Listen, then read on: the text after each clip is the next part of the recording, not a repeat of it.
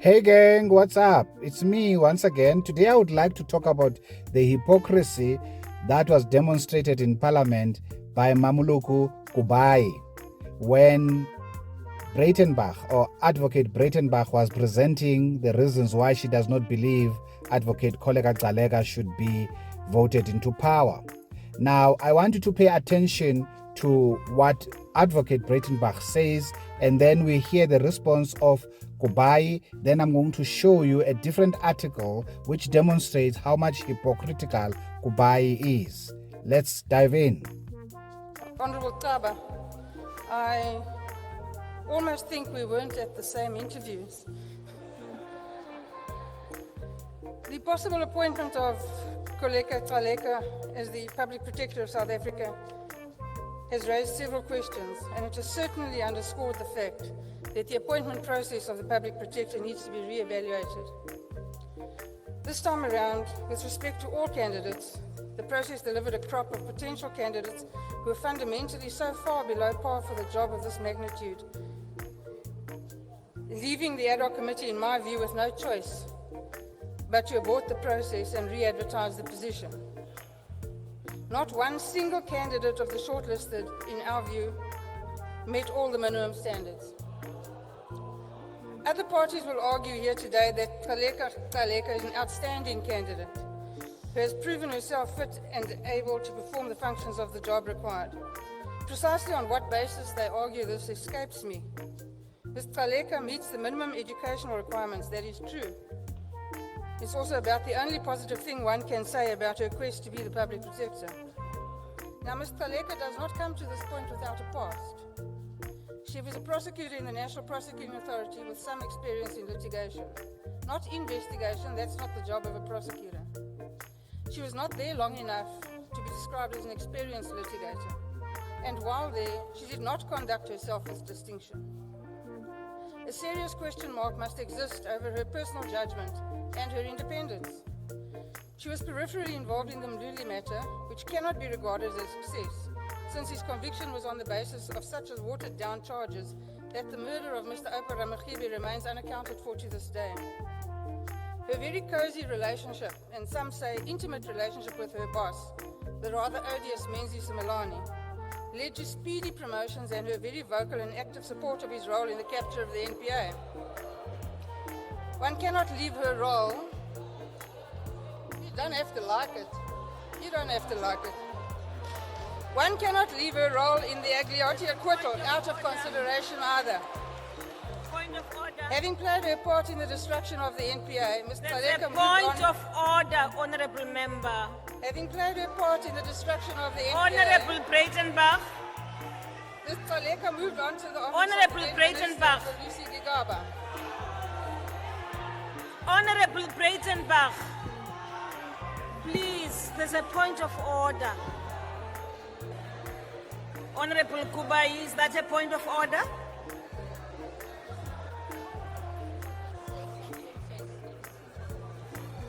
Thank you very much, Honorable Speaker. I rise on a point of order. Honorable Speaker, the Honorable Member here gives an insinuation of a young woman rising through sexual favors in the job, in this country, in this day. With what we have gone through, we can't allow this, Madam Speaker. It can't be allowed to even have such an insinuation in this type of a house with the past we have and what we are going through as women in this country. Thank you.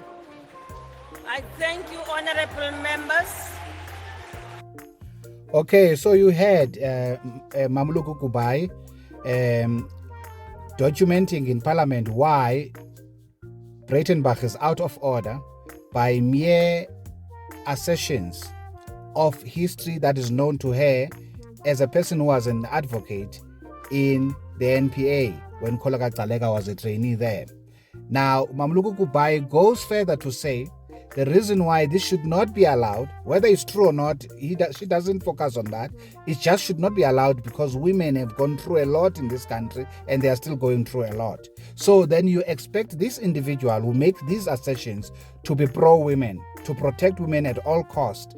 But check what she did this very year. The same Kubayi, minister who got stuck in a lift and fired her employee, loses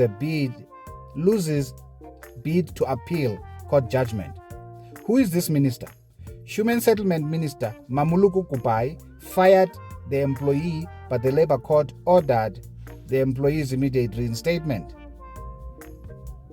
So basically here, Mamoloko Kubayi fired an employee, but the Labour Court ordered the reinstatement of such an employee.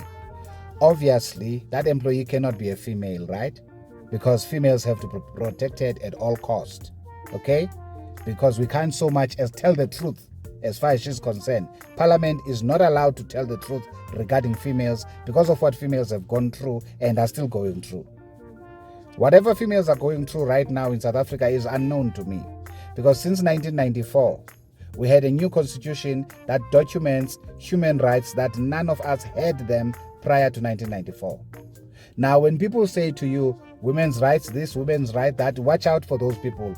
Those are nothing but race hustlers, and they are trying to divide us according to identity politics.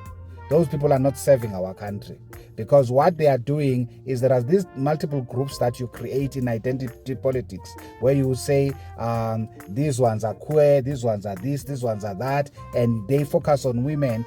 Women are human beings. We don't need extra rights enshrined in our constitution. We have human rights in the constitution, and women are beneficiaries of those rights. When you try to create an impression that there ought to be extra rights for women, then I have a problem with you, because you are playing identity politics. Let's continue and see what Mamoloko Kubayi did. There she is. Let's continue. Human Settlement Minister Mamoloko Kubayi has lost her appeal at the Johannesburg Labour Court, which ordered her to reinstate an employee who she claimed was responsible after she was trapped in a lift and who was then fired. Why would you fire an employee for you being stuck in a lift? Did this employee cause the lift to be stuck?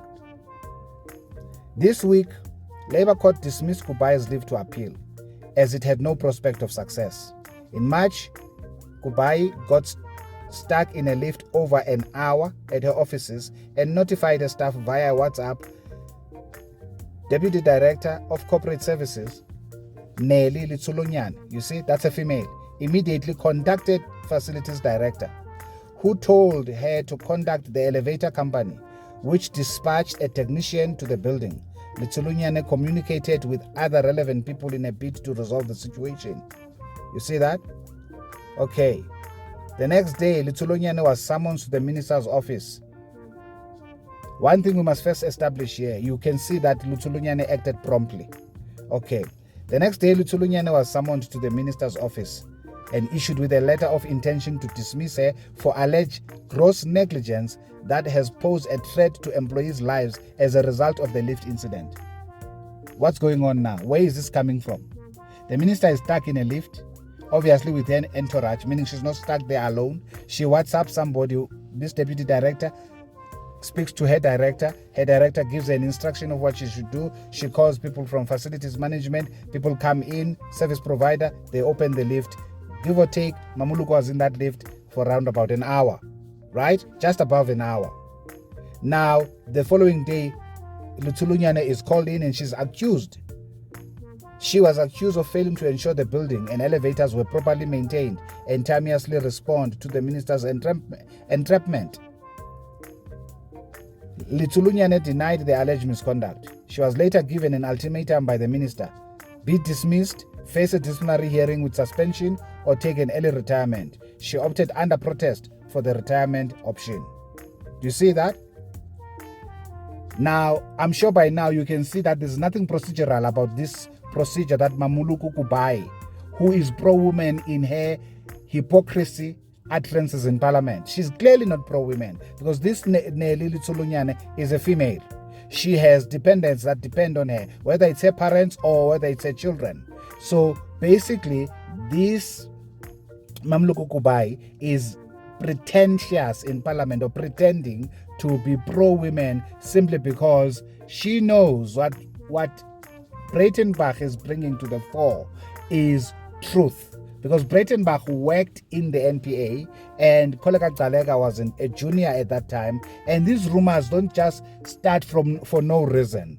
It's not like people in South Africa or the world over have not gotten senior positions through sexual favors. Both males and females, good people.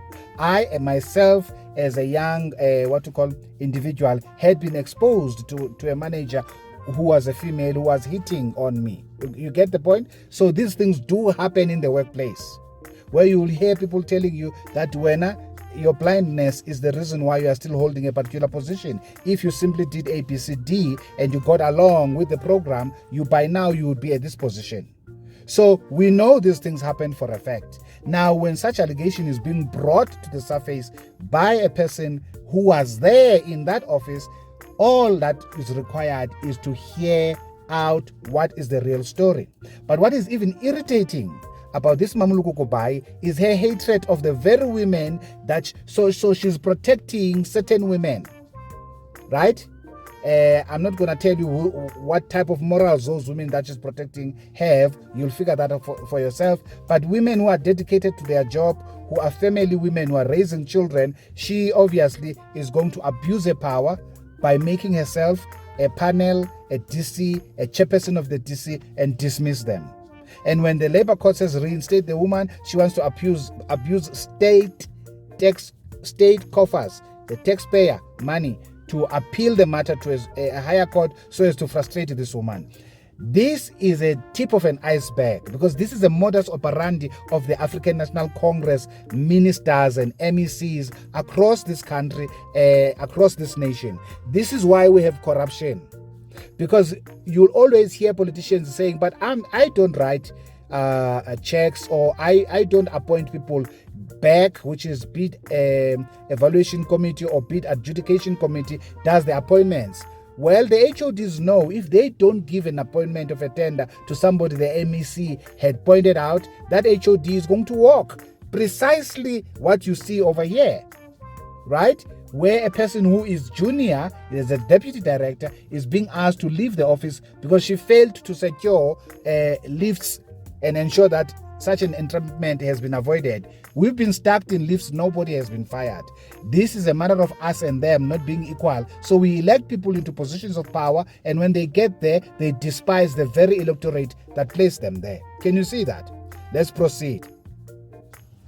Days later, the minister phoned her and informed her she was fired. Letsunyane instituted proceedings in the labor court.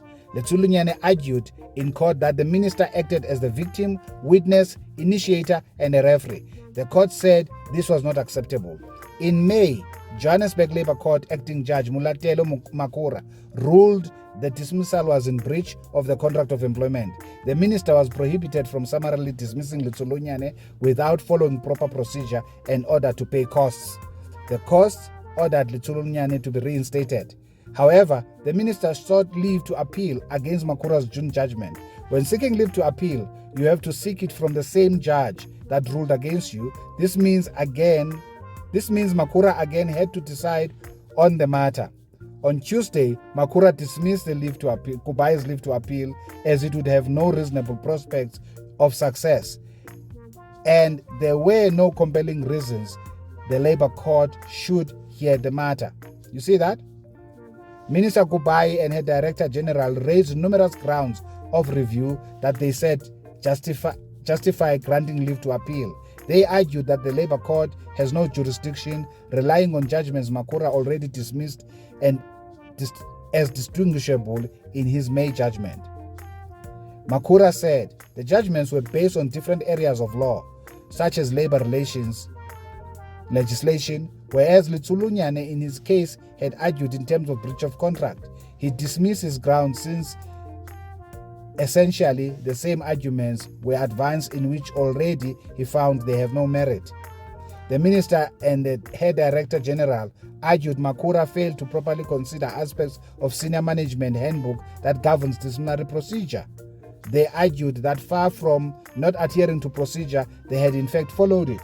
Now, this is remarkable because it shows that both this HOD and this Mamoloko Kubayi minister are incompetent individuals, because the SMS handbook to which the senior management handbook to which they refer does not cover discipline for MMS members, and the deputy director, which Nelly Lutsulunyane is not covered in the senior managers handbook. It just shows you how incompetent these people are. Makura, however, said that argument was based on fundamental misconception of the handbook. The minister said Makura did not show it was not possible to hold disciplinary hearing. However, even if she could, that she wore three hats: complainant, initiator, and a chair, would have been called for more scrutiny of her conduct.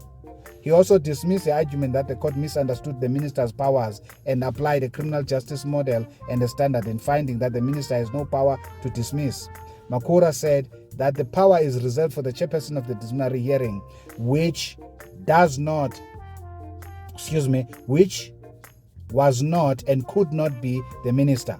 The minister had undoubtedly given herself powers she does not have. He said neither the minister nor the director general could point to the source of the minister's powers. Indeed, they can't, because the minister is not supposed to be the chairperson. That person is normally appointed from labor relations. Each province has got few of these individuals roaming around whose job it is to discipline people, and they are trained in labor relations.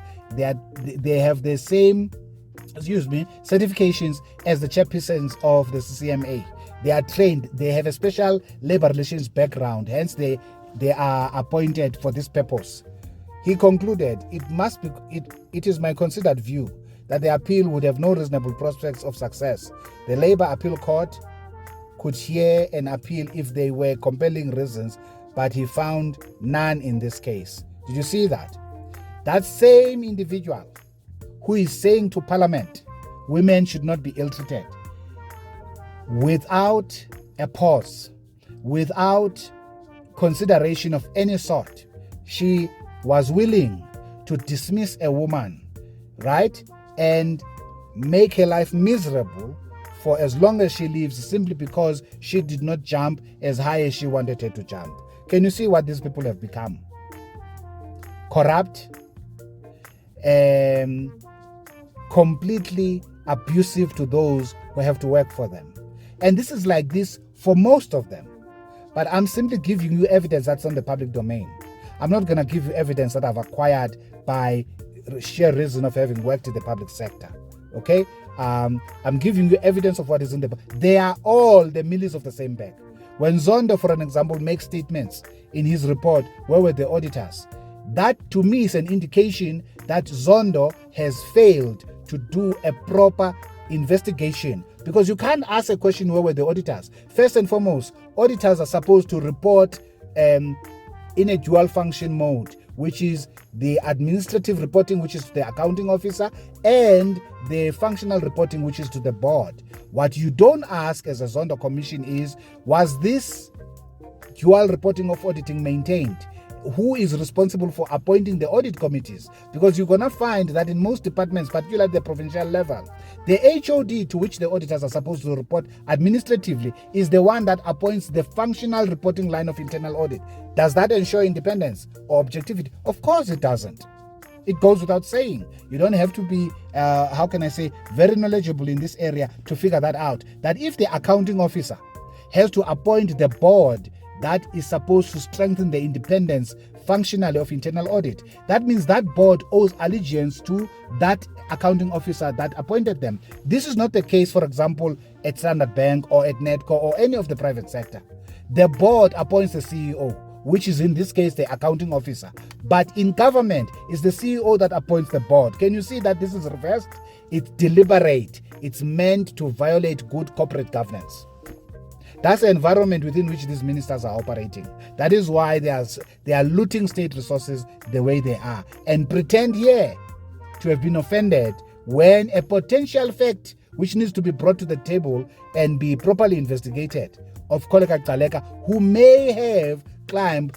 Of course, this is, for me, it's allegedly, but Breitenbach was there, and I see no reason why would an advocate wants to be sued and perhaps even been disbarred for lying in Parliament, because she has to go now and lie in court and perjure herself if this matter is pursued, You get the point? But what if she's not lying?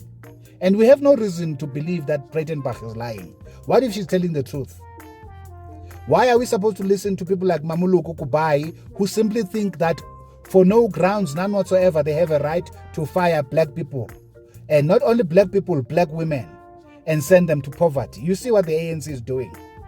You don't dance on our tune, we're going to dismiss you, we're going to frustrate you. This is what they are up to. This is precisely what is going on here. Remember this when you go to vote next year. The African National Congress is your enemy. Remember this when you go to vote next year. It's no different from the EFF. Julius Malema has dismissed. There's a woman right now who cannot pay her Ford Range Rover because Julius Malema dismissed her from Parliament. She's no longer an MP. She's a mother of 3. You see that? He's no different. They are the millions of the same bag. In fact, you're not going to fail if you Google for yourself to search and find members of the EFF who just a year or so ago, they were in Parliament. And Julius was being praised for allowing these people to come up. And right now, what has he done? He has switched them off. Why? Because they don't get along for whatever reason. They didn't achieve what he set out to achieve. We cannot have this dictatorship of a king mentality. And Julius Malema clearly learned this from the ANC. These are the tactics of the ANC. To what? To make sure, that's why they say it's cold outside the ANC. To make sure they cut your salary, they ensure that you go and beg. They attack whistleblowers like this because they know if they kick you out of the system, you have to go pay lawyers. You are not generating any revenue at that time. You are completely being disadvantaged. So they are going to win in court because for the absence of the evidence, because they're going to go to court alone. And you can win in the labor court. They're going to appeal it to the higher court or the Supreme Court of Appeals and the Constitution. Remember the story of Renate Bernard, if I'm pronouncing her name correctly. She spent 8 years fighting to be an assistant director. 8 years later, when the matter reached the Constitutional Court, she was found guilty, having won at least on 3 different courts, going to the Constitutional Court. Can you see what's going on here? They are willing to outweight you, these comrades, for as long as they perceive that you are about to destroy their corruption compact, their corruption agreement. You understand? It's sickening. Think about this. This is a black woman that Kubayi wanted dismissed for no reason. Thankfully, Makura, that is the judge here, saw through that nonsense and did not even allow them to appeal. But many have not been this fortunate. Many others have lost their jobs in the public service. They are struggling to make ends meet precisely because of people like Mamoloko Kubayi. And she comes out here hypocritically. Women can't be treated like this when she is the first person whose heel is on the neck of women. It's women like this that disdain women for being women and simply want to promote loose moraled women. And I'm not saying by any means Koleka Tsaleka is a loose moral person, but I'm not saying she's not loose moral either. I do not know. But the women that normally get fired are women who are principled, are women who are married, and women who are rearing children, who have got principles and values. Those are the women that lose their jobs. The women that makes it here are the ones who are willing to do the very thing that Breitenbach is talking about at the beginning of this video. Nevertheless, I think I've made my point. You can tell me if my rant is in tune with your experiences in South Africa. I have got a lot more evidence that I could produce for this, but I just chose to stick to this one because of the hypocrisy that I saw when she was presenting in Parliament. That's my rant, guys, for this one. You like the video, you tell me what you think. Ciao, ciao. See you in the next one.